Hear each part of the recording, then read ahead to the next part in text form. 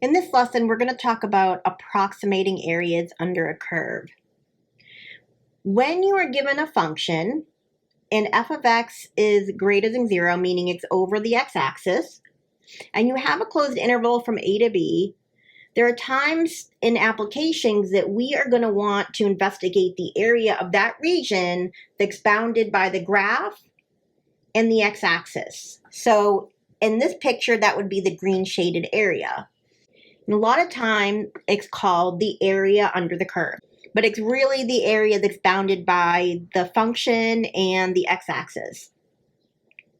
Now, a lot of time the functions that we deal with are kind of unusual shapes, and it's hard to find an area for that shape.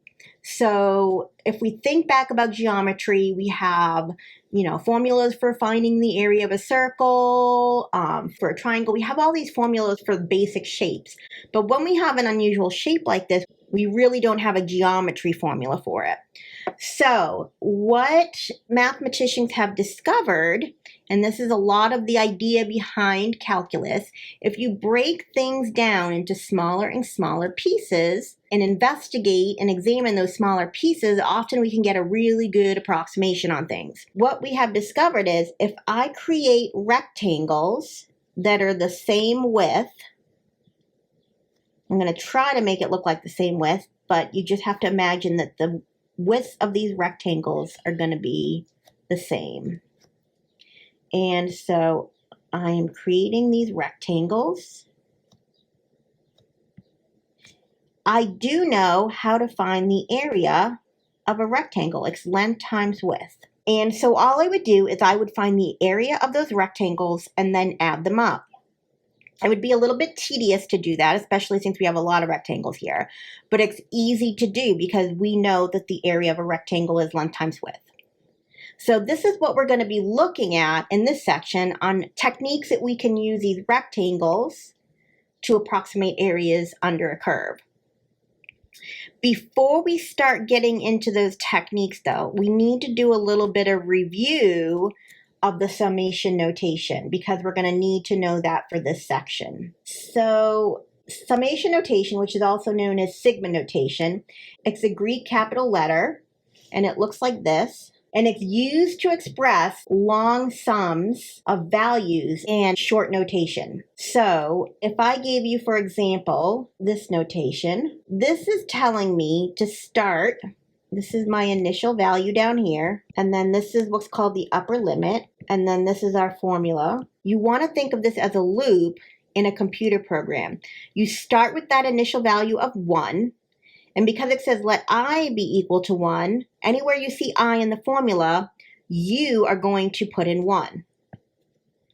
Then you go to the next one, 2, then you plug in 2. Then you go in and plug in the next one, which is 3. And you keep doing that until you get to 20. And that sigma notation is a fancy way of saying now add up all of those terms. So we would take all of these terms and add them up to see what we would get. Now there's a way to do this on the calculator, and I'm going to show you that here next so that you can see how to add this up without having to enter each individual value. Okay, so in order to access your summation notation on your calculator, you're going to choose your math menu, which is over here on the left side of your calculator. You're going to hit the math button, and then you're going to scroll to the bottom, and you're going to look for the summation notation, and you hit enter. Then you can put in your values. I'm going to use X because it's easier and right on my keypad here. So X is equal to, we're going to start at 1. And then our upper bound, we're going to stop at 20. And then we want to just use X. We want to just plug in 1 and then add 2 and then add 3 and do that all the way to 20. Now when I hit enter, it will tell me my value is 210. So that's a lot easier and quicker than entering in on your calculator 1 plus 2 plus 3 plus 4 all the way to 20.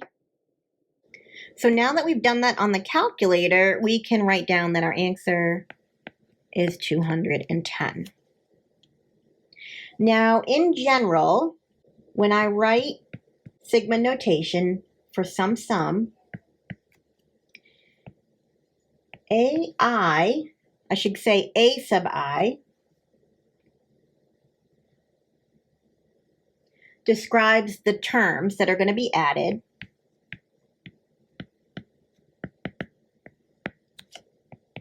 So it's going to be our formula.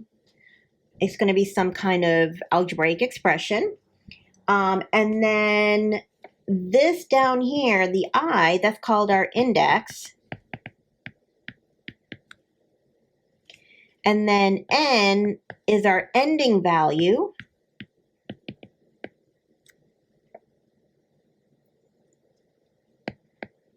And sometimes you hear it called the upper limit. So now you have had a quick review of what all this notation means. Hopefully you've seen this before, and this is just review. Okay, so the first example we're going to go through, we have a couple different parts here. Part A says we're going to write sigma notation and evaluate the sum of terms 3 to the I, and we're going to do it for I from 1 to 5. So for our sigma notation, we're going to write I is equal to 1, and we're going to end at 5. So 5 comes up here. And then the terms are going to be 3 to the power of I. If we were to write the terms out, I start with the first term. I plug in 1, and I get 3 to the first. Plus, and then I plug in 2, so I get 3 squared. And then I plug in 3, and I get 3 cubed. Then I plug in 4 and I get 3 to the 4th. And then I plug in 5 and I get 3 to the 5th. Now we can enter that all in the calculator by hand, or we can use the summation notation. If we use the summation notation, remember you go to the math menu, then you scroll down to find the summation, and then you put in at the bottom. I typically like to stay with X just because X on my keypad and it's easy to use. But if you want to use the alphabet variables that are on your keypad, you can go ahead and do that. I'm going to write underneath the sigma notation, X is equal to 1, and then up top I'm going to write 5. And then in parentheses, I'm going to write 3 to the power of X, or whatever variable you choose to use. When I hit enter, I'm going to get a value of 363.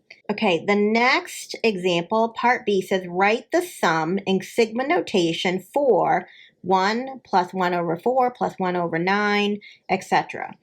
If you notice, the denominator of each of those terms is a perfect square. So we're going to write it like this. We're going to have I is equal to 1, and we're going to go to 5, because if it stops at 5, that's my perfect square. 5 squared is 25. And I'm going to write this as 1 over I squared.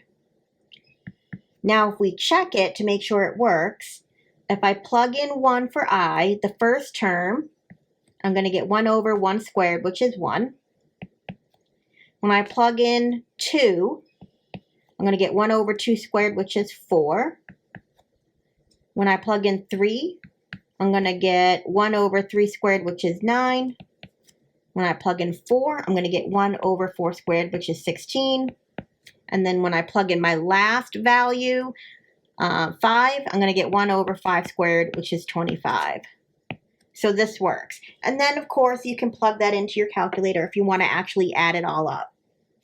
Now, in this highlighted box here, we have a list of rules for sums and powers of integers.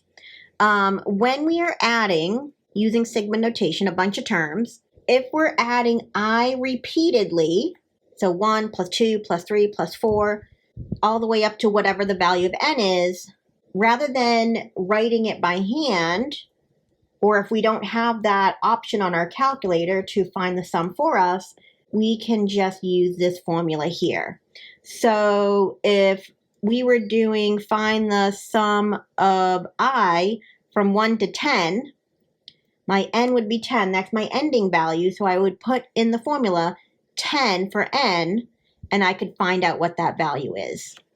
For the next one, if we are trying to add I squared, and we're doing this from 1 to n, we have this formula here. So we just use our ending value for n to plug into our formula. And then if we have a sum of I to the third from 1 to n, then we have this formula here. So we're going to practice using these formulas, and then you can use your calculator to check to make sure it worked. Okay, for part A, it says we're going to find the sum of the terms I minus 3 squared for I is equal to 1 to 200. So what I'm going to do is I minus 3 times I minus 3, so I can square it.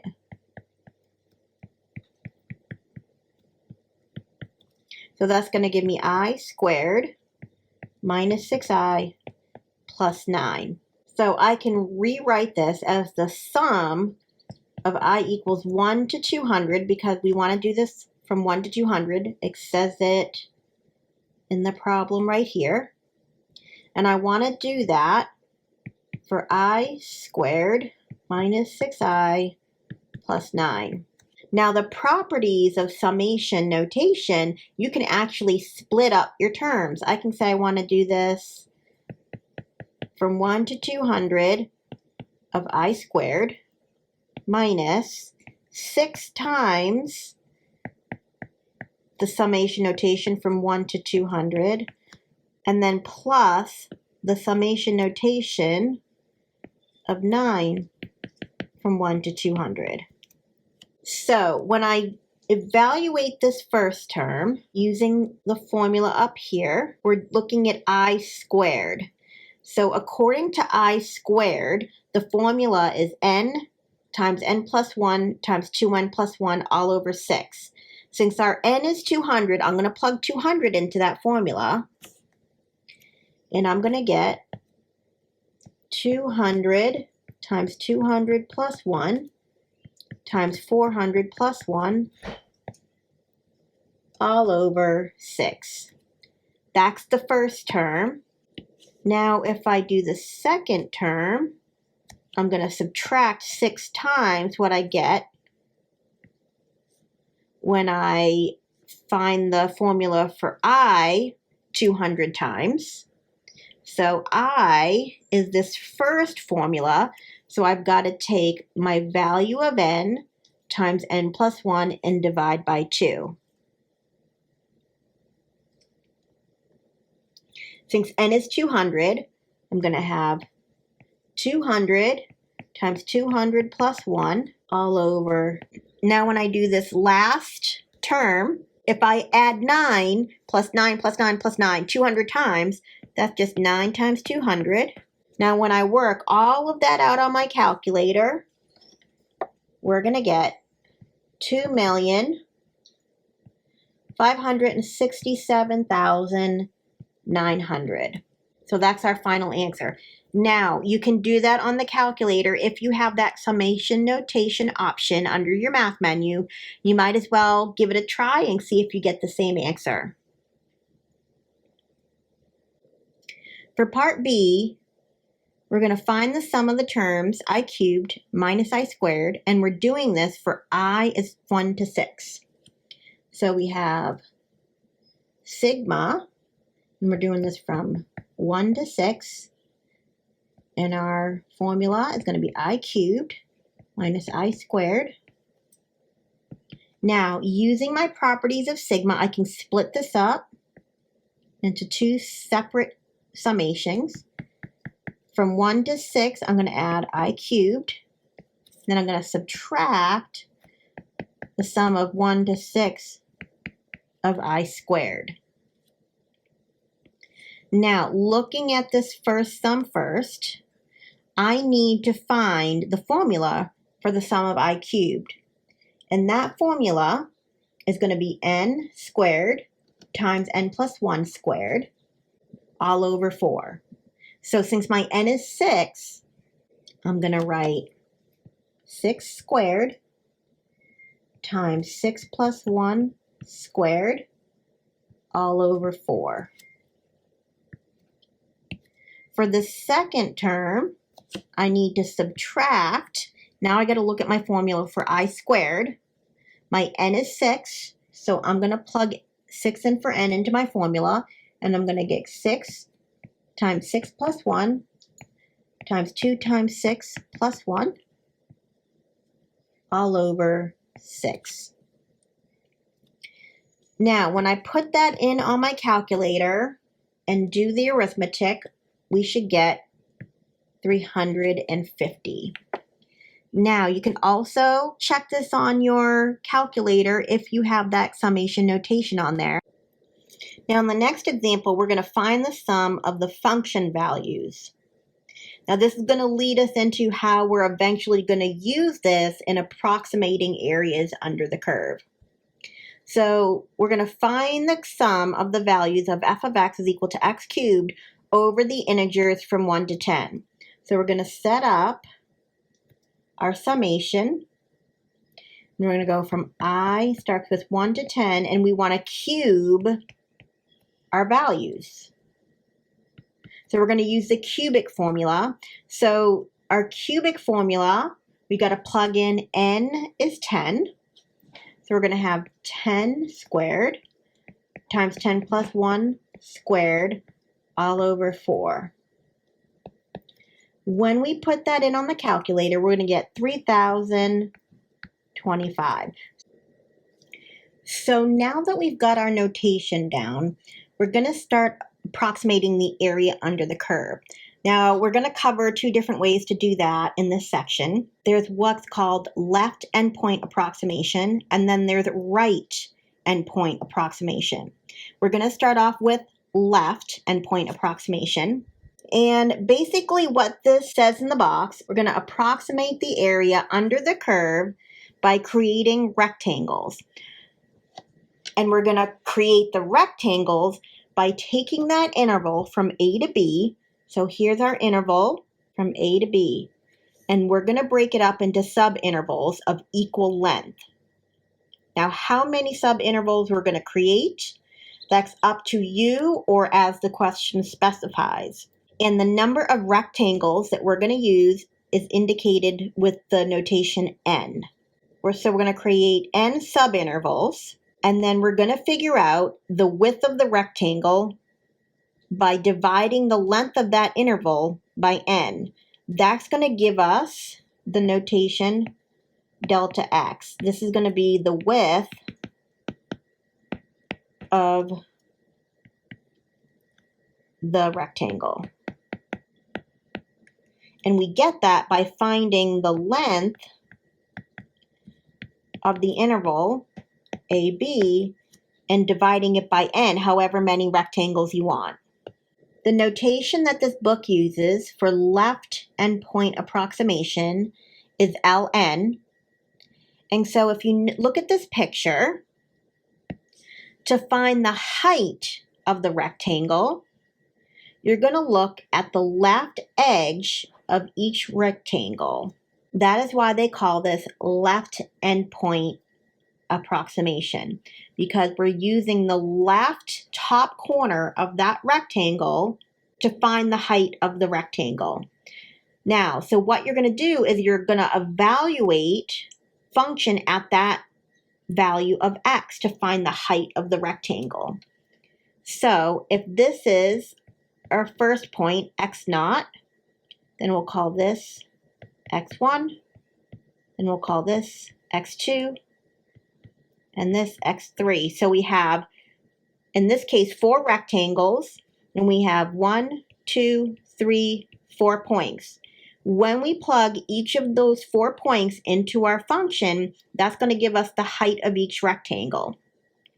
So then if you go back up to this notation, this is going to give us the height of the first rectangle. When I plug x sub 0 into the function, that's the height of the first rectangle. Then you multiply that by the width of the rectangle, which we said is delta x. Then you do that for each rectangle. So then I plug in x1 into f. That will give me the height of the next rectangle. And then we multiply it by the width of the rectangle. And then we keep doing that and we add up all of those. And then what we get for the notation is this. We're just going to add up all of those rectangles by plugging in our x values to find the height of the rectangle, because that's right on the function, and then multiply by the width. The same idea goes for the right endpoints, only now when we look at the picture, here is our function. We're going to be using the right-hand point of the rectangles to evaluate the function to find the height of that rectangle. The width of the rectangle is still going to be delta x, and they should all have the same width. Our notation for right-hand endpoint approximation is going to be Rn.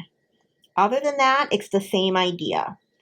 Then we add up all of those areas of the rectangles. There are two other vocabulary terms that you need to be aware of. This picture A, represents what's called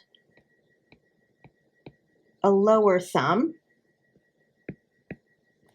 And picture B is what's known as an upper sum. The difference between the two is, if you notice, the rectangles, and we'll look at A first for the lower sum, the rectangles fall below the curve. So when we add up all of our rectangles, we have this space here that I'm highlighting in navy blue. That space there is unaccounted for. So it's going to be an underestimate. When I look at the picture for graph B, notice that my rectangles are above the curve. So we have this extra area here that we're going to add up when we add up all the sums of the rectangles. So this is going to be an overestimate. So that is the difference between the lower sum and the upper sum. When you're calculating a lower sum, it's going to be an underestimate because you're going to have a little extra area under the graph that you haven't counted. And the upper sum is when the rectangles come up over the curve and you're going to get an overestimate because you have some extra space in those rectangles that you're counting in the area. Now let's walk through an example on how we can approximate the area under a curve. So in this example, the question wants us to use both left endpoint and right endpoint approximations to find the area under the curve. We're going to use the function x squared, and we're going to do this on the interval from 0 to 2 using n is equal to 4. So that n is equal to 4 tells us we're going to break it down into 4 subintervals, which also tells us we're going to have 4 rectangles. So the first thing we're going to do is divide the interval from 0 to 2 into 4 subintervals.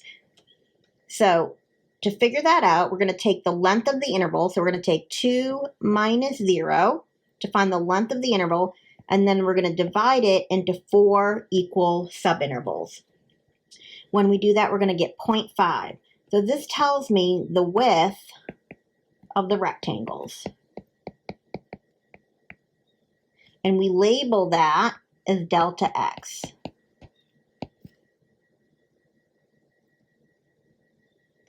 So if we draw a sketch, x squared looks like this. And if we're looking from 0 to 2 on that interval, and we split it up into 4 subintervals with length of 0.5, here's what it's going to look like. Now, we're going to start off with left endpoint. So that means when I draw my rectangles, the left point is going to touch the curve and represent the height of the function. So when I make my rectangle here, my left point is touching the function. And that way we can use that point, 1.5, to plug it in to find the height of the rectangle. Here's the next rectangle. I'm going to come up, use my left point, and that's going to give me the height of the rectangle. Next one, I've got this. My height at 0 is 0. I can't make my fourth rectangle. So now I'm going to label this L4 because I'm using the left endpoints and I am using 4 intervals. I'm going to call this x sub 0, x sub 1, x sub 2, x sub 3. So these are the points that I'm plugging in. So I'm going to take f of 0 times 0.5. That's going to give me the area of rectangle 1. Although it's not really there because we couldn't build it up because the height would be at 0, we're going to write it down so we can practice. So then to find the second rectangle, to find the height, I'm going to plug in f of 0.5. And I'm going to multiply by the width of the rectangle, which is 0.5. That's going to give me the area of rectangle 2. So I'll label it up here. To find the height of my next rectangle, I'm going to plug in 1. So I'm going to have f of 1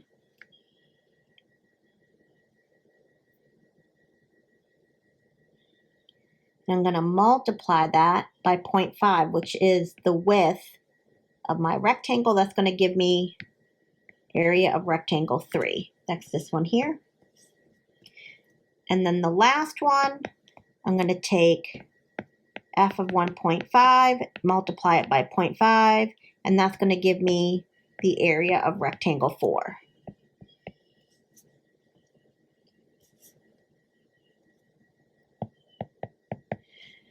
Now, when I plug in 0 into the function, which is x squared, let me remind you that f of x is x squared. That's the curve. That's going to give me 0, and 0.5 is 0. That's why we have an area of that rectangle is 0. When I plug in f of 0.5 and I square it, that's going to give me 0.25. And then I multiply that by 0.5.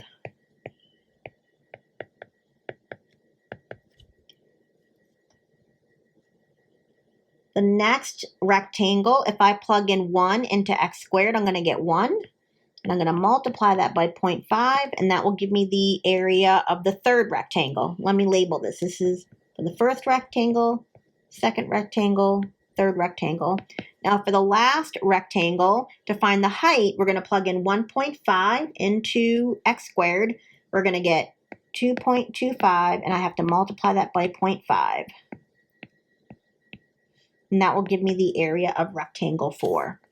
Now, when we add all of that up, we're going to get 1.75. So that tells us an approximate area under the curve using left endpoints. Now, doing this for right endpoints, we're going to have the same function x squared, but we're using right endpoint approximation. So here's 0, here's 1. Now, since we're using right endpoint approximations, when I draw my rectangles, my right upper corner is what's going to touch the function. So now I'm going to add up the area of my rectangles, and I'm calling this R4 because we're doing right endpoints, and we're doing it with 4 subintervals. So I've got to plug in f of 0.5 times it by 0.5 plus, I'm going to copy it down here because I don't have a whole lot of room. So these are now my endpoints. So I'm going to plug in now for the second rectangle, f of 1 times 0.5 plus f of 1.5 times the width of the rectangle, which is 0.5, plus, and lastly, f of 2 times 0.5. So this is going to give me 0.25 times 0.5 plus 1 times 0.5 plus 2.25 times 0.5 plus 4 times 0.5, and we're going to get 3.75 when we add all that up. Now, notice that when we did the right-hand endpoints, that we had this extra area up here. The rectangles went above the curve.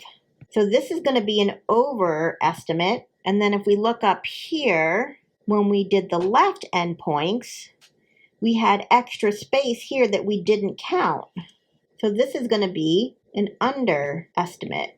So if I were to make a guess and try to get more accurate with my area, since I know 1.75 from our left endpoint approximation is an underestimate, and I know that 3.75 from our right endpoint estimate is an overestimate, I can guess that my actual area is going to be somewhere between 1.75 and 3.75.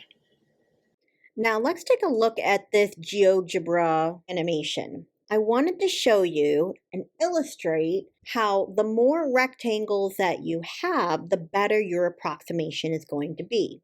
So let's say under this curve, I want to find the area from 2 to 3. So I'm going to set my A at 2. I'm going to set my B at 3. Let's say I want to estimate this using 3 rectangles. Now I have the box checked for left endpoint rectangles. I'm going to hit enter, and notice I have 3 rectangles here, split it up into even subintervals. And when I look at this is definitely going to be an overestimation using the rectangles because I got area above the curve that the rectangles go over. Let's see what happens when I pick 4 rectangles. So the width of those rectangles got smaller. Now look at the area above the rectangle. It got a little bit smaller. Let's do 10 rectangles. Notice the more rectangles I have, the closer this is going to come to the less error I'm going to have. If I go to 20 rectangles, there's less and less area that goes above that curve with the rectangles. Let's go up to 40 now. So the skinnier my rectangles, because I have more rectangles and I break it into more and more subintervals, it gives me a more and more accurate area under the curve. Is it more work? Yes. If I have to find the area of 40 rectangles, that's more work, but it's going to be more accurate. Now let's go back to 4 rectangles. So that area above the curve will give us a much bigger error versus the 40 rectangles. Now let's look at right endpoint. So now my rectangles are going to switch, where the height of my rectangles are going to be determined by the right side of the rectangle, and that's where it's going to hit the function. So now the right side of my rectangle hits the function, and so now this is going to show an underestimate because now we have space under the curve that we're not counting.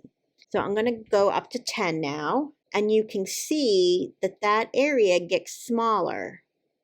It shows the sum here off to the right as well. You can follow it where it says the sum is 2.297. Now I'm going to go up to 20 rectangles. So now there's less empty space that we're not counting, and our sum went up to 2.33. Let's look at 40. So now there's even less area that we're not counting, and my sum went up to 2.35. So you can use this application or this animation to visualize how the skinnier the rectangle is, and the more rectangles you fit under that curve, the more accurate your estimation is going to be. Now let's jump in and talk about Riemann sums.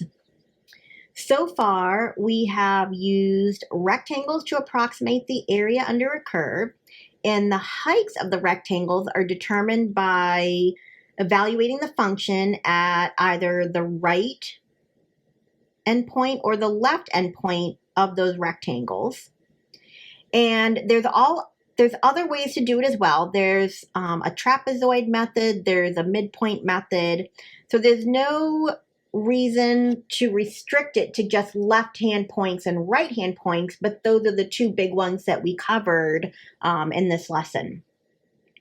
So now, when we use our summation notation to add up the area of each of those rectangles, we get that the area is going to be approximately I is equal to 1 to n of f of xi times delta x. So the xi's are the endpoints, either right or left for the rectangle. So that when you plug it into the function, this whole thing here will give you the height of the rectangle. This gives you the width of the rectangle, and you do that for each rectangle, and we stop at n rectangles. You can see here that n is that upper limit where we stop adding them up. This is what's called a Riemann sum. When you use the summation notation to add up your rectangles to approximate the area under the curve.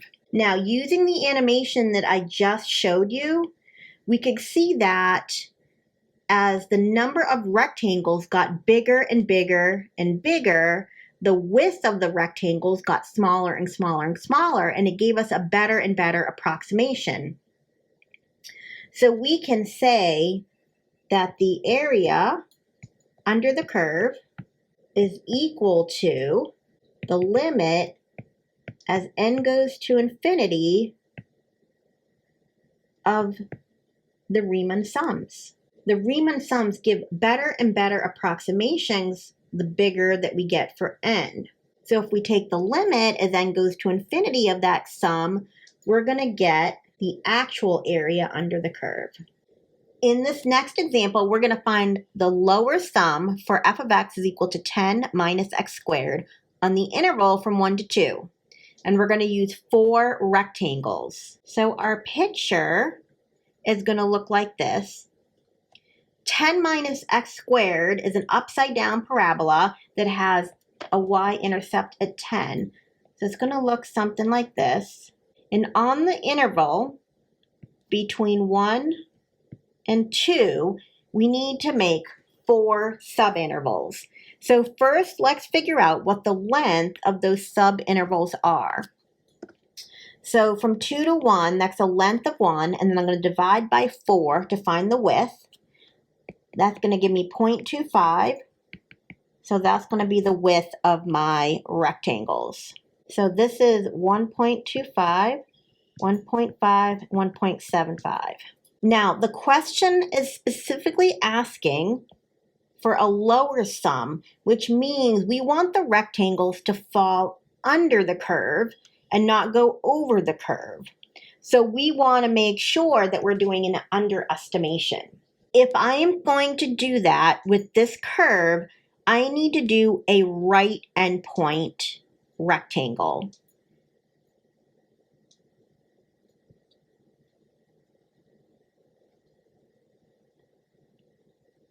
I'm going to try to draw it nicely. So here are my rectangles. So it falls under the curve and not over. I'm going to highlight the endpoints that I need to use to find the heights of my rectangles here, here, here, and here. So now if we want to create a Riemann sum for this, we're going to write the sum from I equals 1 to 4, because we're doing 4 rectangles, 10 minus xi squared, and we have to multiply that by the width of each rectangle, which is 0.25. So to write this out, I'm going to take 10 minus, and my first endpoint is 1.25. I'm going to plug that into the function and square it. So this is going to give me the first height of the first rectangle, and I'm going to multiply it by 0.25, which is the width of the rectangle. And then I'm going to add that, and then I'm going to go to I equals 2, and I'm going to repeat. So I'm going to do 10 minus, my second endpoint is going to be 1.5. And I'm going to multiply that by 0.25, my width. So this gives me the height and the width of my second rectangle. Then I'm going to add that to 10 minus, and then I got to plug in my third endpoint, which is 1.75, and square it, and times it by 0.25. This gives me the area of my third rectangle. I'm going to repeat this one more time and do it for the fourth rectangle. I'm going to take 10 minus 2 squared, multiply it by the width of that rectangle. Now, when I put all of this in the calculator and I add it all up, I'm going to get 7.28. So the area under this curve is approximately 7.28, and because we made it so that it goes under the curve, this is going to be an underestimate. Let's look at this last example. We're going to find a lower sum for the sine x over the interval from 0 to pi over 2, and this time we're going to do 6 rectangles.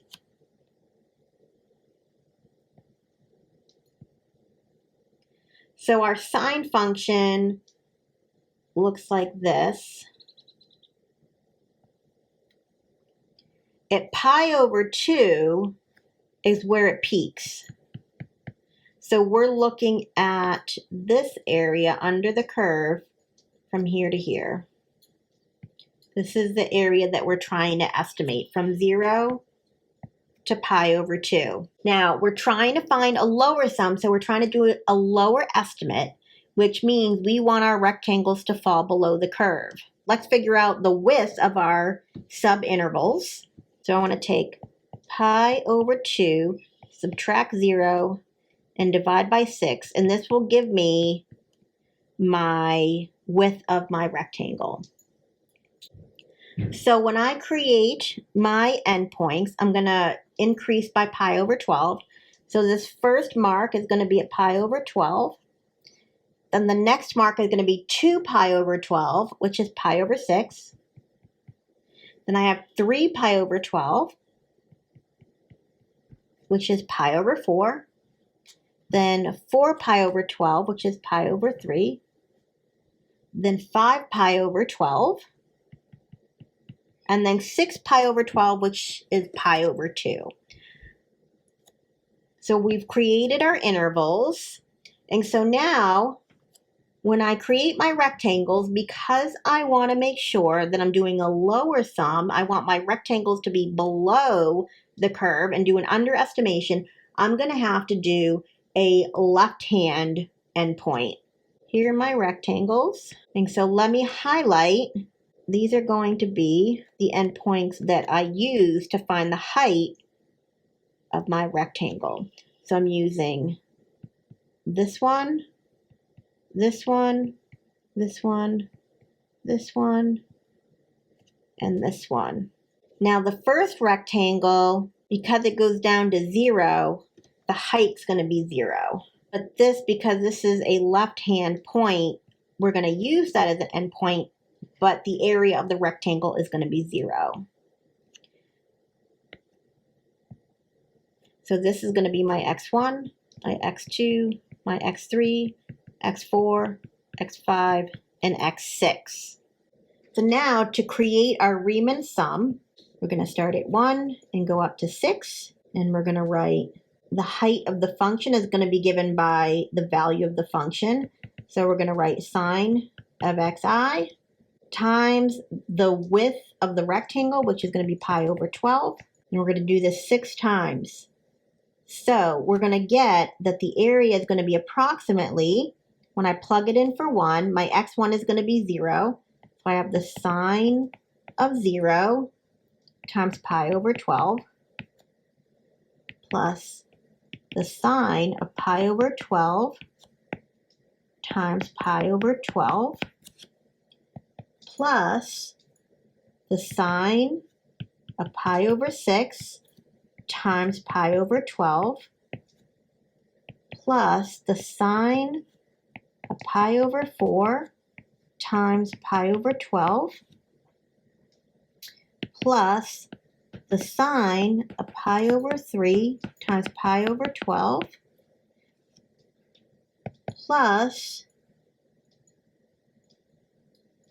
the last one is going to be the sine of 5 pi over 12 times pi over 12. Now, when you put all that in your calculator, be very careful. It's a big mess.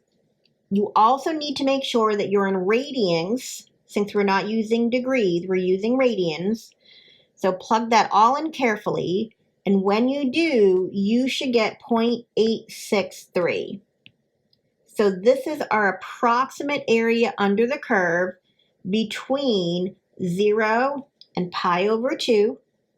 And because we're using the lower limit and our rectangles come below the curve, this is going to be an underestimate.